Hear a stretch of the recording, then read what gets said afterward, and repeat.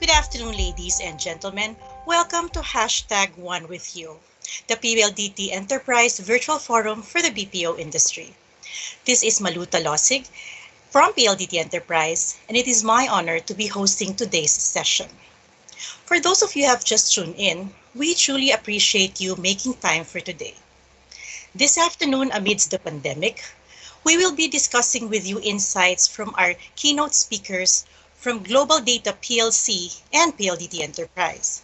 Likewise, we will be providing you with our roster of distinguished panelists representing the PPO industry. They will provide to us some key learnings and strategies as to how they were able to mitigate the negative effects of this current crisis situation. And lastly, but more importantly, we will be discussing the role of technology as we enter the future of work and how it will help us navigate through our daily lives. If you have any questions or suggestions, please feel free to key them in our chat box. Before we begin, here's a quick rundown of our reminders. For uninterrupted viewing experience, make sure you have stable internet connection. Feel free to use any device to view your virtual event. For better appreciation, turn up the volume or use your headphones. So, it's going to be a very exciting afternoon, everyone. Please stay with us as we try to come into grips with this new normal for the world of outsourcing. Our first keynote presentation will discuss the effect of the pandemic in the global economic landscape. To officially start the program, our first presenter is a highly respected equity analyst from the investment banking sector. He has studied technology and media and telecoms for the past 25 years. He leads the development of Global Data's thematic research ecosystem, a single integrated platform for looking at all themes impacting all companies across all sectors. Here to share with us the latest data on the impact of the coronavirus on the global economic landscape, its significant effects on the international economic and trade activities, as well as discuss to us insights on how it will help us mitigate the current crisis situation and help us respond, thrive, and recover amidst this crisis. Please welcome on the screen Global Data PLC's Head of Thematic Research, Mr. Cyrus Mewawala. Good afternoon, Cyrus. Hi, Maluta. Thank you for inviting me on your webinar. Yes, right. What do you have with us for today? Oh, great. Okay, so I'll start now. So I'm Cyrus Mewawala. I'm Head of Thematic Research at Global Data, and I'm going to give you a broader view of the global IT services landscape within the tech industry more generally to allow you to put the BPO market into global perspective. So this chart, the first chart, looks at the share price performance of 17 sectors across technology, media, and telecoms in the 4 months since the 1st of January 2020. The IT services sector, which is almost in the middle, has fallen by 17% in this period, in the four months since the 1st of January this year. This makes it the 4th worst performing sector across TMT generally. The worst performers were traditional advertising companies, which were down 37%, and the film and TV industry, which was down 24%. In the tech sector, which is the left half of the share price chart, only electronic component makers fared worse, and they fell 19%. The best performing sectors within tech were application software, cloud services, and video game developers, as people sit at home and play more games. And to put overall things into perspective, the S&P 500 index fell 9% during the last 4 months, while China's SSE composite index has fallen 7%. Now, our tech analysts at Global Data have scored the top 600 tech, media, and telecom companies on the impact of COVID-19 on their future profits. And this chart that you're looking at now shows the aggregate thematic scores for 17 sectors across tech, media, and telecoms. Companies are scored from a score of 1 to 5, where 1 means a significant negative economic impact, and 5 is a significant positive economic impact. And our COVID-19 thematic impact index combines these scores and ranges from -100, which means a significant negative impact for the sector, to +100, which means a significant positive impact. So what does this chart that you're looking at tell us? It tells us that COVID-19 will hit the revenues of the IT services industry and the consumer electronics sector the hardest.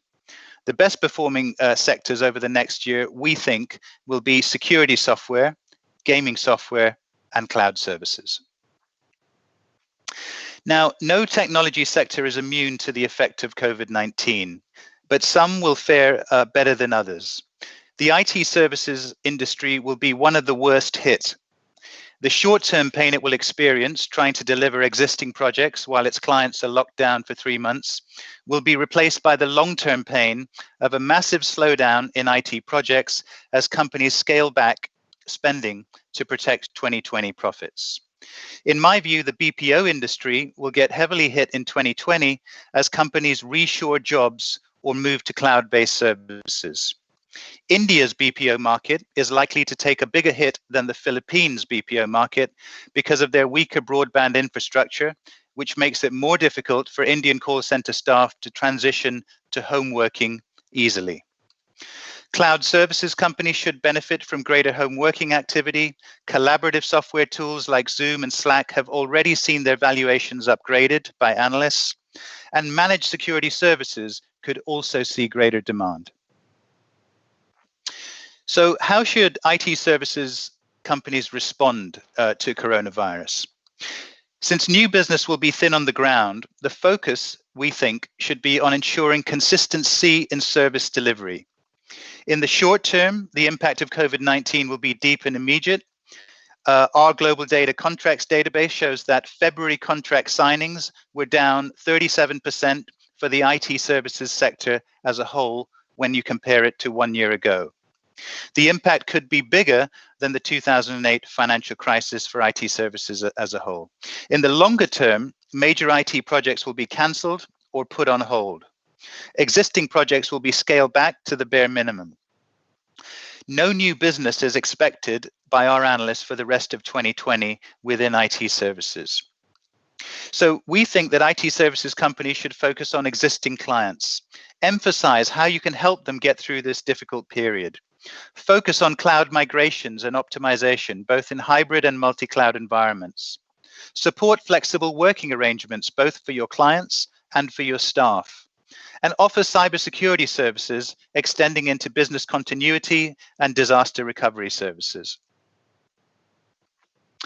So, is it a good time for the BPO industry and IT services generally to invest in mergers and acquisitions? As business valuations fall, many companies in this space will get acquired. Two areas where we expect a lot of M&A transactions are robotic process automation, or RPA, and artificial intelligence. This slide lists some of the RPA companies and AI companies that we see as potential targets. The AI acquisitions are all companies with strong data capabilities. Data analytics and intelligent data platforms will be increasingly important across a number of key industries, and there's been significant recent M&A activity already in this area. HP Enterprise bought MapR, Google buying Looker, and Salesforce buying Tableau. Now, this slide that you're looking at shows our thematic scores that our analysts have given. So I think we're looking at the previous slide. This slide shows our thematic scores our analysts have given the top tech and telecom companies for the COVID-19 theme.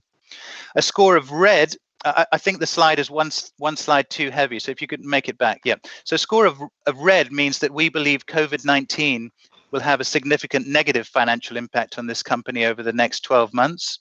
A score of 2, or orange, means it will have a moderate negative impact. 3 means minimal impact, and 4, or green, means a moderate positive impact. Now, the diversity of the whole tech, media, and telecom sector means that there are significant winners and losers. Amazon, Alibaba, and Salesforce come out looking very strong in terms of their 2020 outlook. AT&T, Alphabet, Verizon, and Broadcom should be neutral for 2020. But the biggest hit of the top 20 TMT companies in the world will be Apple, SAP, Oracle, and Huawei. As governments begin to loosen lockdowns and the IT services industry slowly recovers, we will have to prepare for a completely new world. Our 2020 theme map that you're looking at now shows the key themes that chief executives in the BPO industry will need to focus on once coronavirus is over.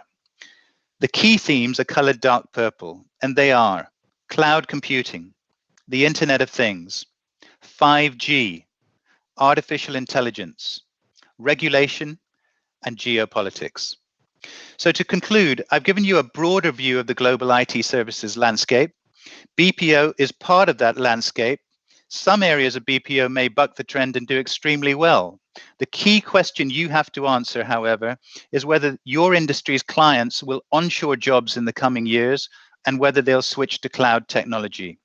Our next speaker will look at the BPO market specifically in the Philippines. Thank you. Thank you very much, Cyrus, for that very critical study. I note of the negative impact of these crises to the BPO industry as well, but I hope that it will stand to benefit in the next wave for outsourcing companies. Thank you so much. I hope so Our too. yeah, thank you so much. And as part of our next presentation, we will now touch the negative and positive effect of this COVID-19 pandemic in the Philippines, and specifically to the BPO industry. Our next speaker obtained his bachelor's degree in business administration with a minor in MIS from Lemoyne College in Syracuse, New York. He has worked with Transcom Worldwide managing sales and business development for the Asia Pacific region. Prior to joining the telecom giant, he led the sales team at Caliber Technology Ventures, a Silicon Valley-backed startup based out of Manila. He's a seasoned sales professional with experience in a wide variety of industry verticals, including mortgage banking, financial services, publishing, software and IT, and BPO. To share with us some insights on the BPO industry, as well as the technology solutions this industry can leverage on in the midst of this pandemic, please welcome on the screen CRM Head of PLDT Enterprise, Mr. Victor Aliwalas. Hi, good afternoon, ladies and gentlemen. Thank you, Malu. On behalf of PLDT Enterprise, we want to thank you all very much for your time with us today. Now, first and foremost, we'd like to acknowledge the BPO sector for continuously being a sunshine industry for the Philippines economy. Considering the current COVID situation, we are hoping that the industry can still maintain that 7% contribution to the country's GDP. Now, we fully understand the significant role that the BPO industry plays in sustaining the livelihood of a huge demographic of Filipinos and the opportunities it brings to the nation. So we at PLDT are fully committed to enable this industry to succeed and maintain the high market share that we hold globally. Here's a quick summary to put everything into context for the industry. These are the pre-COVID 2019 industry results. They fare quite well compared to the previous 2 years of only 2% in 2017 and 6% in 2018. But we must do whatever we can to sustain the large workforce of the 1.3 million direct employees and the $26.3 billion of revenues while navigating the uncharted waters of a global pandemic. Please don't also forget the 3 million plus ancillary jobs created by the industry. And a big shout out and thank you to our good friend, Mr. Ray Untal, the CEO of IPPAP, for sharing these updated figures for 2019. Now, the pre-COVID estimates potential for the industry was roughly 7.5% in terms of revenue, and then 7% for headcount growth per annum. This is between 2020 and 2022. Now, can we still do that? Let's see. Sectors such as healthcare, animation, and game development are expected to grow faster as compared to others. But we've been hearing on the ground from some of our clients who service healthcare lines of business that they have suspended operations due to lack of patients in hospitals for non-COVID related procedures. Nobody wants to go to hospitals for elective surgery, cancer treatment, etc. for now. So there could be a decrease in regards to this aspect of the business. Now, on the other hand, there's been a spike in activities for lines of business servicing the retail industry, e-commerce, and the likes because of COVID. So there are various ups and downs.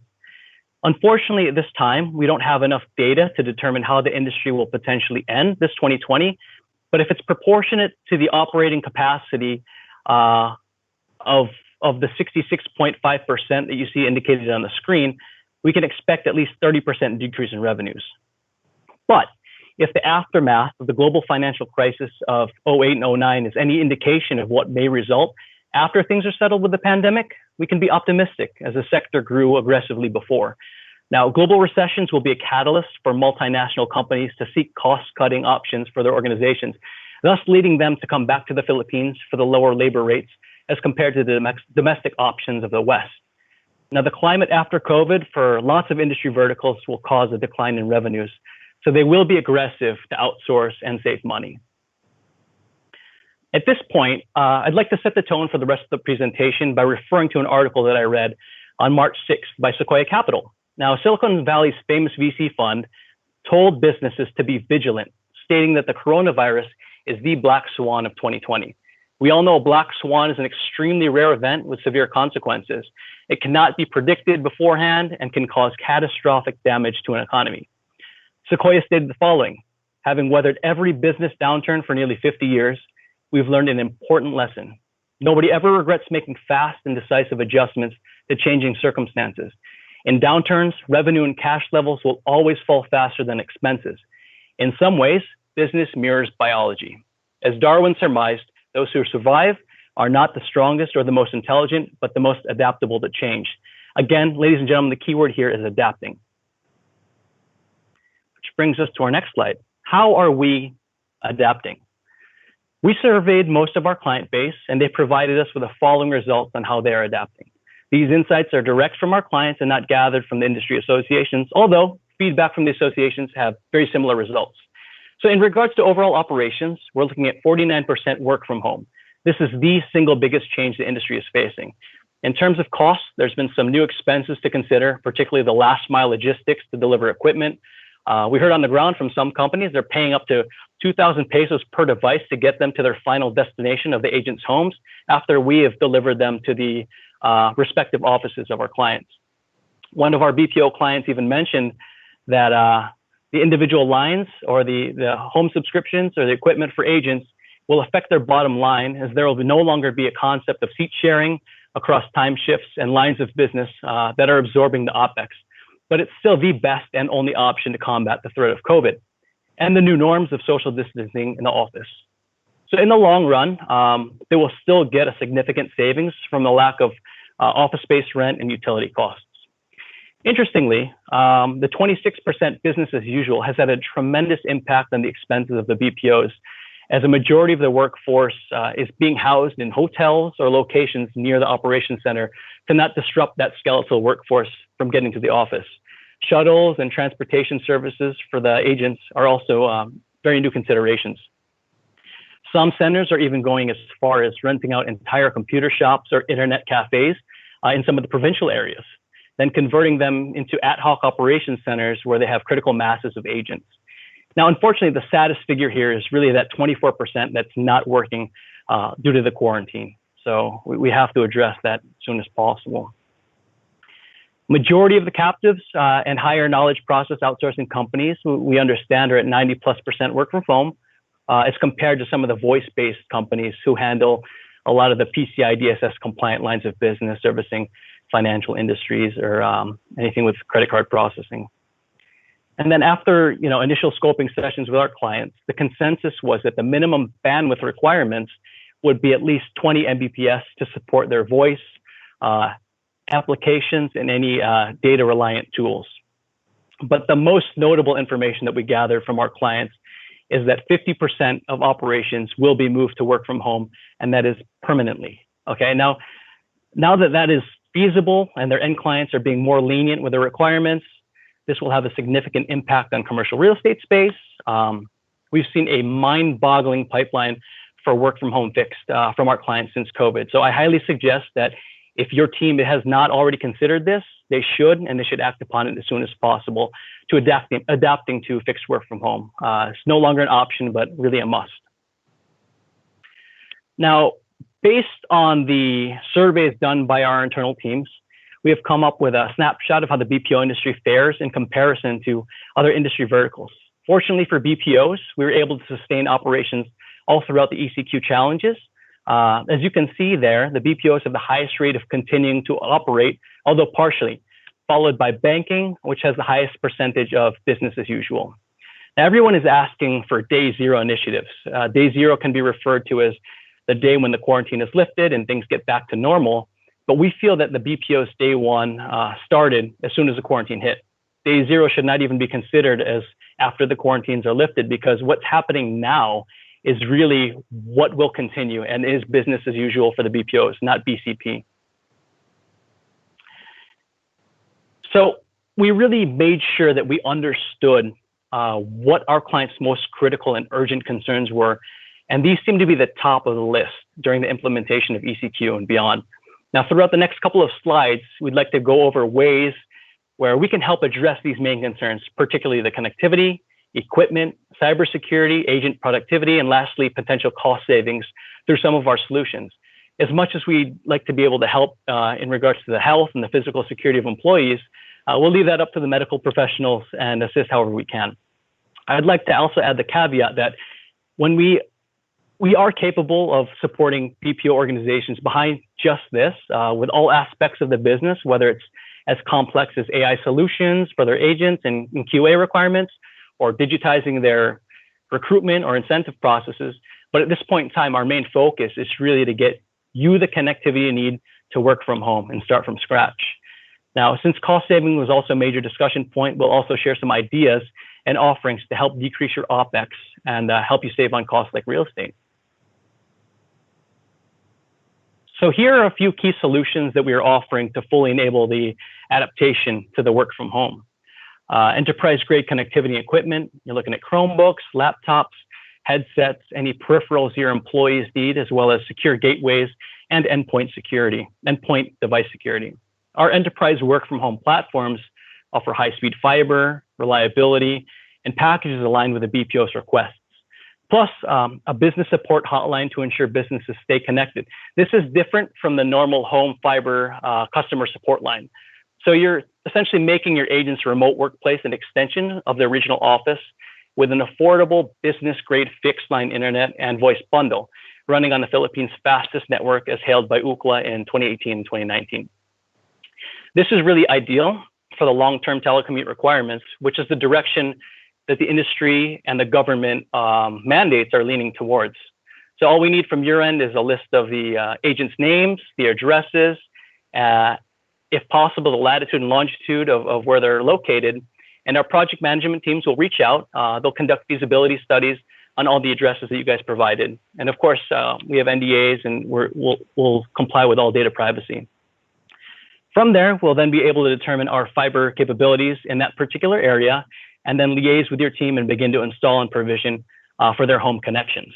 Now, for one client alone in the month of April, despite ECQ and all the challenges, we were able to install and provision almost 500 enterprise subscriptions to one of our clients' employees' homes.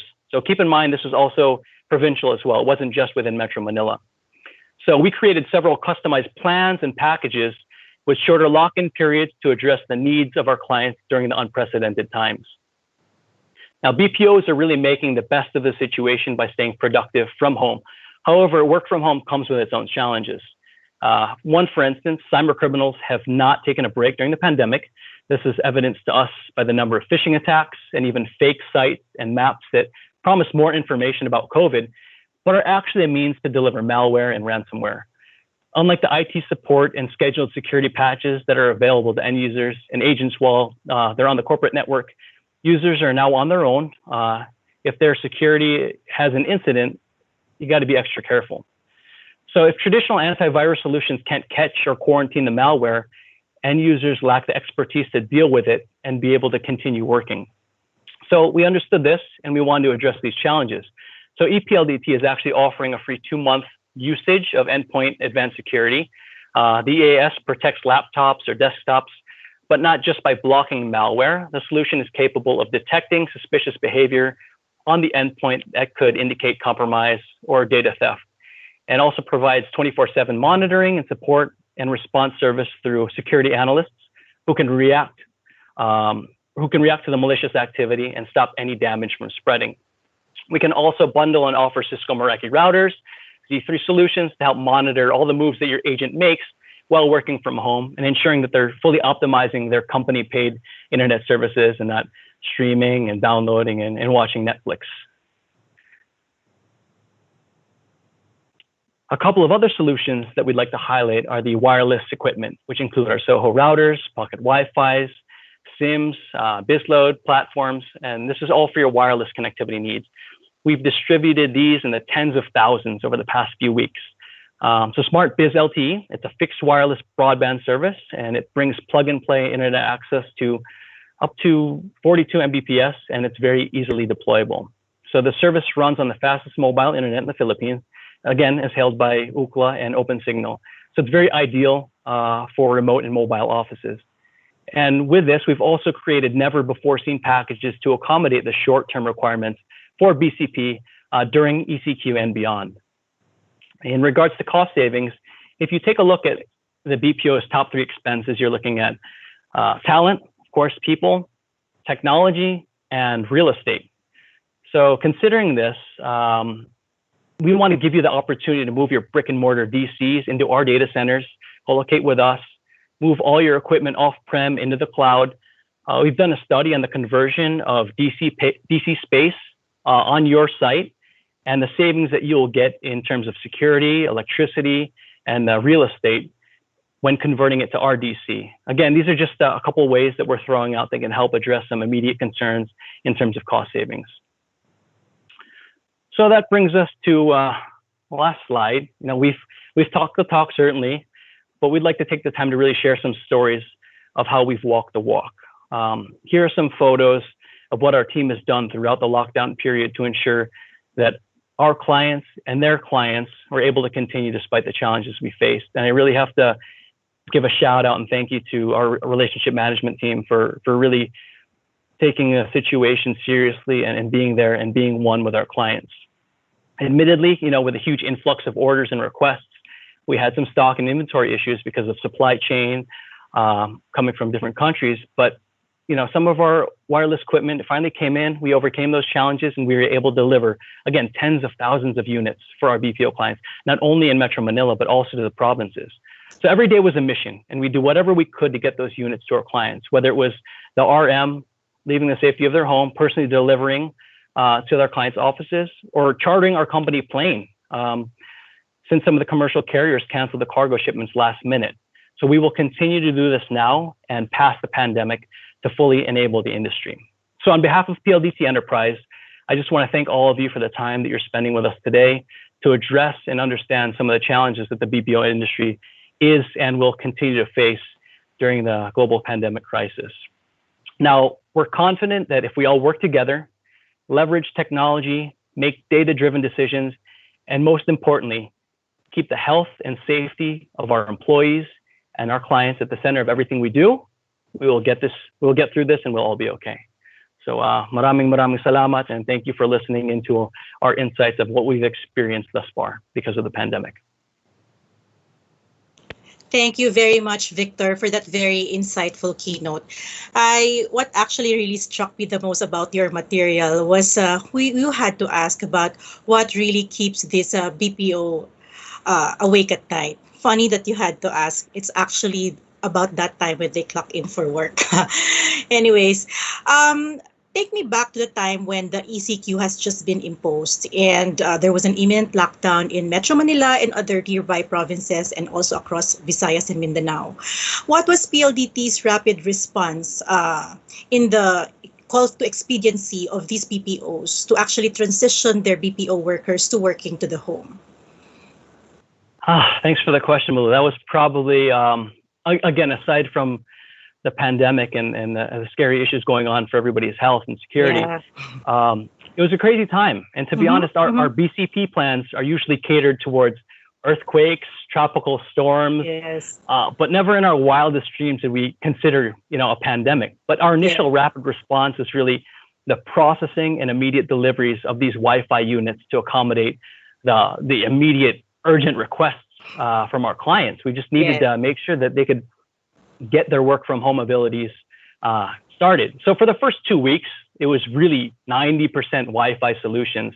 And then after the world realized ECQ and BCP would be much longer than expected, the transition really went from BCP to BAU, and then from Wi-Fi requests to fixed line requests. So it was crazy. I never thought working from home would be would be busier and crazier than typical days. But I give kudos to my wife and kids for putting up with me being on the computer like 24/7. Oh, So. mine too. My family too. Sure thing. There's so much behind the scenes about how we've managed to those first 2 weeks of the ECQ and how we've actually managed to deliver all these business continuity packages to our BPO clients. So kudos to PLDT Enterprise for that. Thank you. Thank you very much, Victor. And thank you very much, Cyrus, for those very interesting presentation. We now move on to the next part of our program with our reactors.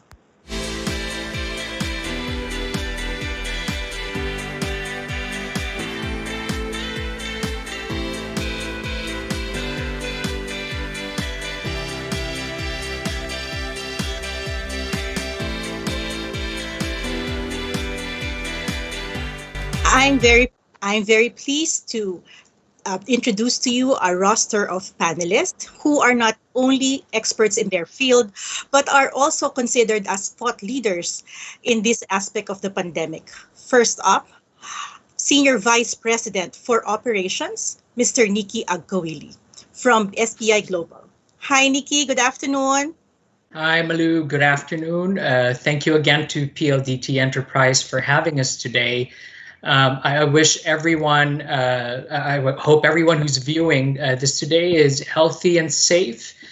I think we always call it new normal, but I think then the next normal that we've always been, I think rightly pointed out by Cyrus earlier today, is the fact that, there are a lot of things happening concurrently, and a lot of the questions that we're trying to answer today is really how do we go from surviving to truly thriving in this next normal. So excellent presentations, a lot of items or points that I couldn't agree more on. I think if I were to sum up my reaction today, it really will boil down to 4 E's is what we call them. With SBI Global, we try to keep it as simple as can be, and really focused on 4 E's, and that's the ability to enable, and Victor earlier rightly pointed it out as well, that first 2 weeks before getting into ECQ were tremendously stressful. I know everyone can relate to that. Enabling the work from home capabilities of the employees was truly critical. Executing to that, of course, and following through had to be done, and we had all these, like everyone, almost daily calls to twice or 3 times a day just to check on countryside sites, global sites as well. I think now the last 2 E's I'll zero in on are enhancing and engaging. In the presentations, both from Victor and Cyrus, when we look at how we're enhancing this current scenario, a lot of the issues, especially from an operations standpoint, is the fact that there has got to be a single source of truth. And when we say single source of truth, these are, everyone can relate to it, just all the tools, reporting, very crucial and very critical. And of course, engaging, really just making sure that with everything that's happening, people have got to be our top priority. This whole experience of remote working can lead to inefficiencies and reduced cohesion. And I think it's very, very important that we understand the impact on employees and try to get ahead of it by having a plan ahead team and looking into not just solutions, but more importantly, how this whole reintegration process will play a crucial role in ensuring that we truly thrive in this environment. I'll limit my reactions to that, and I'll give the other reactors some time, but I wish everyone well, and we'll look forward to the Q&A portion. Thank you very much. Thank you very much, Nikki. I actually share the same sentiment with you for all that 1.3 million Filipino BPO Okay. workers who are still in the trenches in helping the industry maintain its global position. And I really applaud you for really still delivering uninterrupted customer experience as if it's business as usual. So thank you for that, Nikki. Thank you very much, Malu. Our next reactor is the Chief Operations Officer from Teleperformance Philippines, Mr. Mike Lytle. Hi, Mike. Hi, Malu. Thanks for Uh, having me.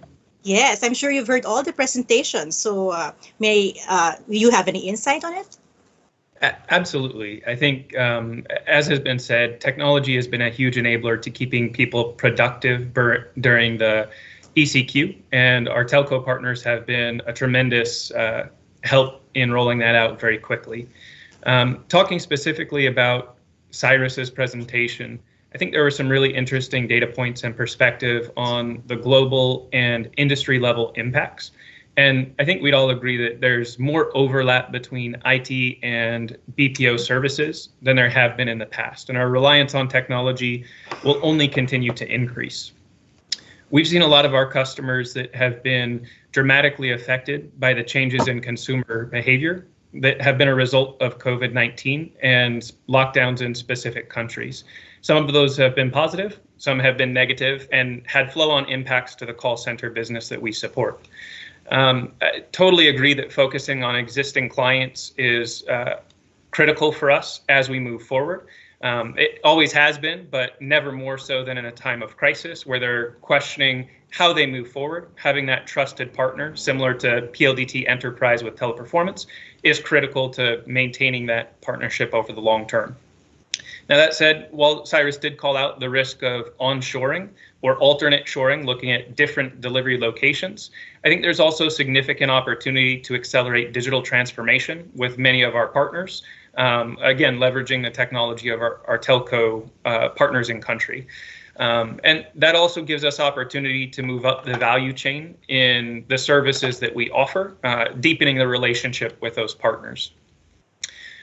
Fast forwarding a little bit to the PLDT Enterprise presentation by Victor, I think it's a good overall recap of where the BPO or contact center space is and a developing a view of how we're planning to move forward.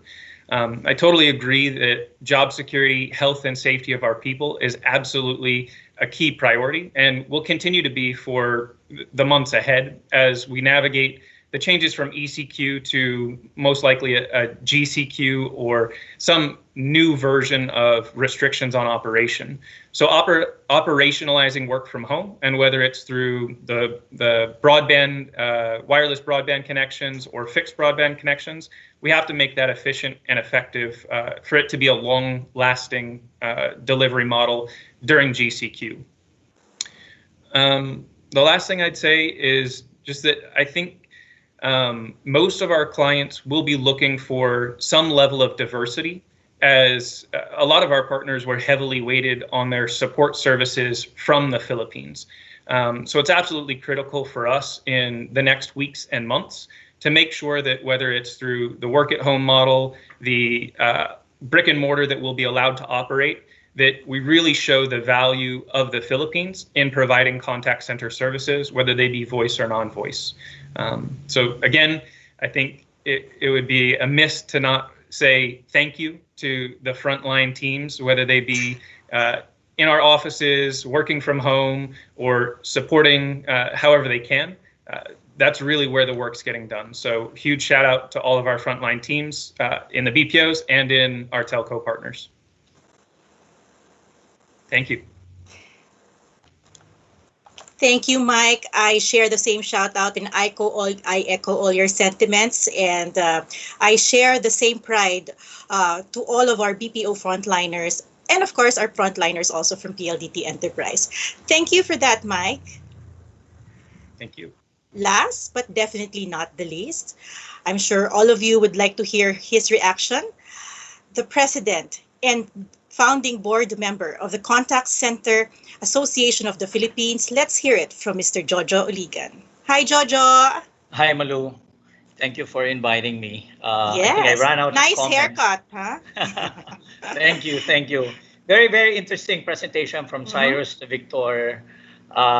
In fact, Victor pretty much covered, pretty much what's, a general, overview of the industry, the effect, how we're growing, how are we surviving, how are we coping up with these new things, and with the comments of Nikki and Michael. So, I will pretty much probably zero in my point. There's like the industry at this point in time when it was started, it was all about deployment. How are we going to survive? How are we going to make sure that we protect the business? So it's a balancing act between protecting the people, protecting the business, protecting the future of industry, protecting the country. So it's very difficult, and this is the first time we never thought we're gonna hit by this, right? We're ready for BCP, for floods, for typhoon, for earthquake, for everything, but we're never really ready for a pandemic like this. So I could summarize my comment into 5 words. One, the industry pretty much busy protecting our employees. How are making sure that they're safe, making sure that the workspace, if if we continue to work, are ready with the right preventive measures in place, and that they're safe and healthy. So while we're also protecting the employees, we're also protecting the business, right? For us to survive, continue to deliver what we've committed to our clients, committed to what we can do in terms of giving people jobs, continue the business, continue to operate because our client needed us most, in different sectors, different industry that we service in this country. Next is we're able to connect, and thanks to PLDT, who've helped us really. Kudos to PLDT for really stepping up on the challenges of the industry when it comes. We say, hey, we need broadband connection, deliver it today. We need thousands of these connectivity and so forth and so on. And then you really deliver and really help us in connecting our people. So when we connect our people, for us to continue our business. And then once we are able to connect everyone in the first 2 weeks or 3 weeks of the ICQ, we're now ready to correct, because we are not ready with a work at home arrangement and how we operate. We operate in a hybrid model. We have some folks operating on site because we have clients that we cannot do work at home. So there are clients that are ready to do work at home, but there are clients who simply you just cannot do work at home. So we maintain by shuttling our employees, by putting them in hotels, really investing in a lot of those things. So from protecting, connecting to correcting, and then we direct. We direct our employees, we direct the business of where we're heading, we direct the processes that we will be doing in the industry of this new normal that everyone's talking about, the combination, a hybrid model of having, a work at home with your, and some folks in the office. So with the use of technology, which we heavily invested, and I think that's where you will see that the industry is really investing heavily in technology, and that's why we're able to easily shift work to a work at home model by providing them with the machines and connectivity and the platform and the solutions and the applications they needed. And then last is protect. Again, we continue to protect while this is becoming our new normal, right? A combination, we have folks working at home. How do we then protect the country, the industry, and making sure that we will continue to grow? Yes, we suffered. There are industries who are suffering or clients who are suffering. They don't have volumes, but there are also clients and industry that are thriving. Volume went up on logistics, on retail industry, and so forth and so on. So how do we then protect the industry and protect the job and the futures of the Filipinos? And that's what we are doing as an industry. To summarize everything to what I just wanted to highlight what Victor mentioned about adapting. It's really indeed, how we can survive this by first is accepting this is the new normal and then adapting to these changes. And then how do we then execute with all these changes happening around us? So that's it. So thank you. I'm looking forward to answering some of the question. I wish everybody safe and healthy. God bless everyone. God bless the Philippines. Thanks, Malu. Thank you. Yes, thank you very much, Jojo. I actually share the same point that nobody has ever really prepared us for this kind of madness. No one in this lifetime has ever had that kind of pandemic. So kudos to you and to the association as well for really doing everything because I know that employee welfare really takes precedence over anything else. Thank you so much. Thank you so much to our reactors at this point. We now proceed to our question and answer portion.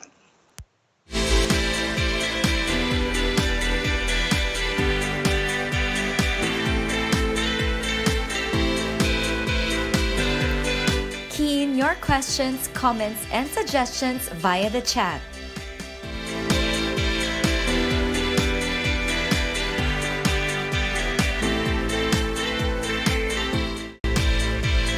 For those of you tuned in, you may key in your questions in the chat feature of this live stream. We now move on to the questions. This first question is for Jojo. Will there be any policies or regulations that will be implemented for the members of the industry? And should there be another pandemic, what would have been these recommendations? Yeah, I think, the industry is not a policy-making body, but we can certainly recommend some policies that can help the industry and protect our future to the government. But as an industry, I think what we can do is pretty much, facilitate interaction between member companies on how we can protect our industry, our people, our growth in the Philippines, right? And Yes. definitely, first and foremost, we hope that there's no more pandemic, right? Yeah. Oh my so gosh. it's yeah. But yeah, I think that's what we will do. Mhm. We are ready. There's a lot of exchange of ideas on how we can do big CP for calamity, storm, floods, earthquake and others. But this will definitely go a long way for us to think about what else we can do as an industry, on what best practices we can share to our members on how we'll be able to protect our people, prevent this thing happening in the industry, and how we can help also our country. Agree, because no less than the BPO industry is actually helping the economy thrive, and you are also helping other sectors as well. So thank you very much for that. Thank Okay, next question is from Cyrus of Global Data. Cyrus, what are the current revenue forecasts for the industry like? Although I know that you've mentioned it in your presentation a while ago. Are there ways that we can at least aim for flat outcomes? Or is it really like there wasn't really no sector that's excused from the negative impact? I think, thanks for the question. At Global Data, we're just in the middle of doing our forecast for BPO. But if you ask me my personal opinion, I think it'll depend on industry. So, Yes. there will be some sectors in BPO, especially in the Philippines, that you may take away business from India because the Philippines has better broadband structure than India, and Indian call centers were closed for a longer period of time. There'll be other sectors that are quite hit. If you look at the longer term, there are four big threats, I think, that will impact how revenues are forecast, and how your BPA clients handle these threats will dictate whether their revenues grow. The first is there's a whole new suite of cloud services that kind of replaces the need for manual input. So you need to embrace that trend. The second is conversational platforms or digital assistants. Again, they can be a threat to the future. The third is RPA, robotic process automation, and other forms of automation. And of course, the biggest risk at the moment is what coronavirus has done, in the words of President Trump, is to reverse the trend of globalization, which means that more companies are considering onshoring their business. So what that means for BPO companies in the Philippines might be, do you open up an office in America? Just as Tata Consultancy and Infosys have done. Do you do that? So those are the things I think will impact whether your revenues go up or down. Thank you. That's very, very interesting. Soon as the ECQ and the GCQ gets lifted, I'm sure we're going to think of a lot of ways to do a road show in America and elsewhere in the world. And it's very interesting to know that a lot of innovations are also in store for the BPO industry. Thank you. Thank you very much, Cyrus. This next question is for Nikki. So, Nikki, given that you've had to adjust operations, obviously all sectors had to adjust operations. How are you looking at implementing more automation to supplement your workforce? Like, I know that it's a very hybrid setup right now, but how are you looking at automating it, whether it's platform based or whether it be just from the onset of your operations now?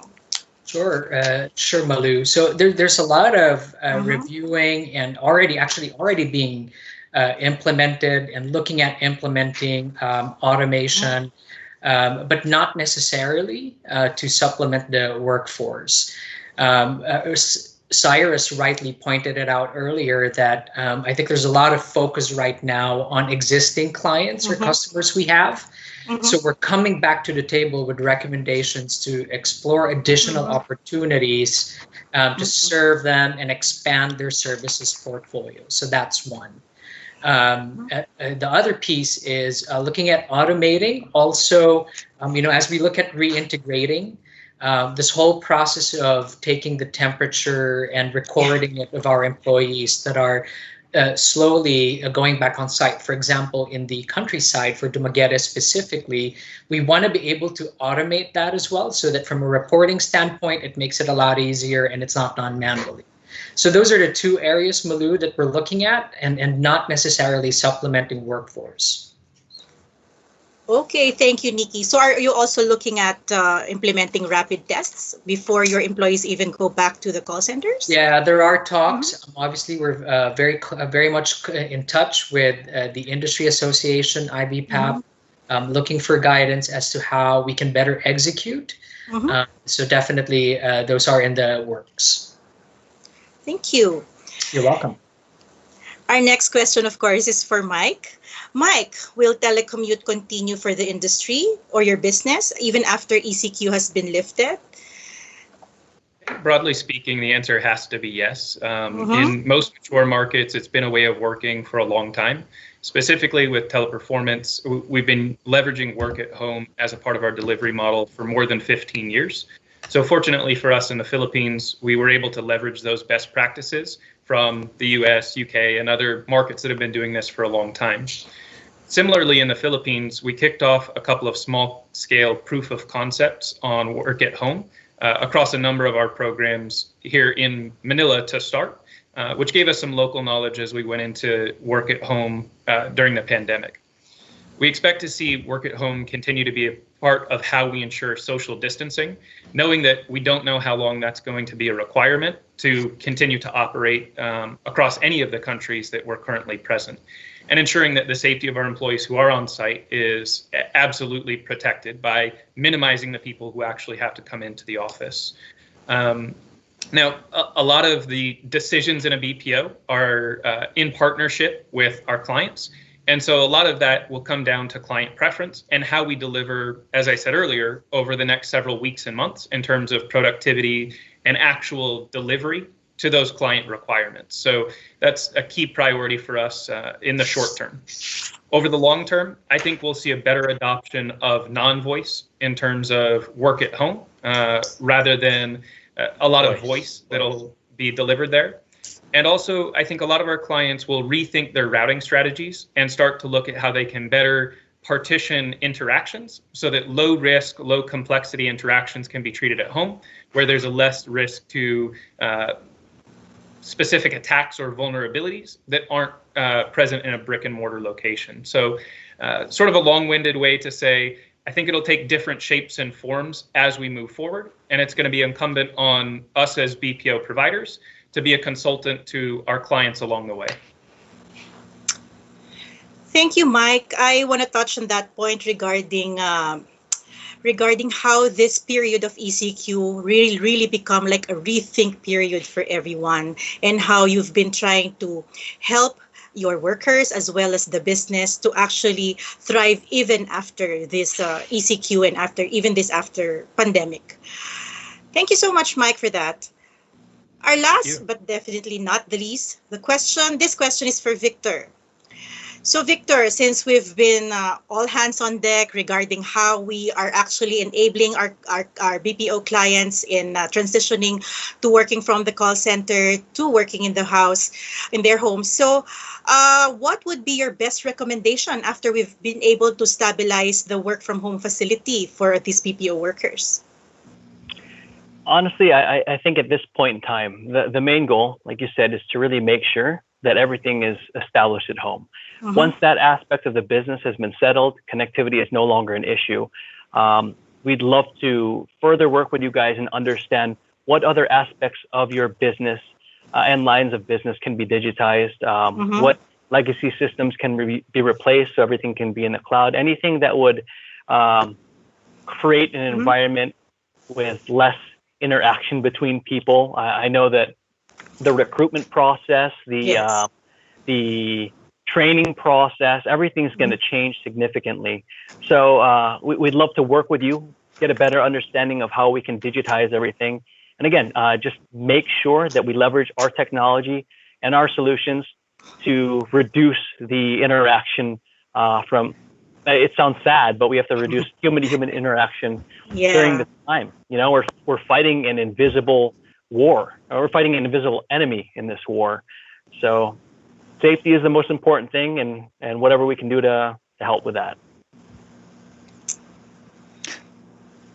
Thank you. Thank you, Victor. Yes. So thank you, Victor, for that. I think that's about it for today. We've managed to wrap up our discussion.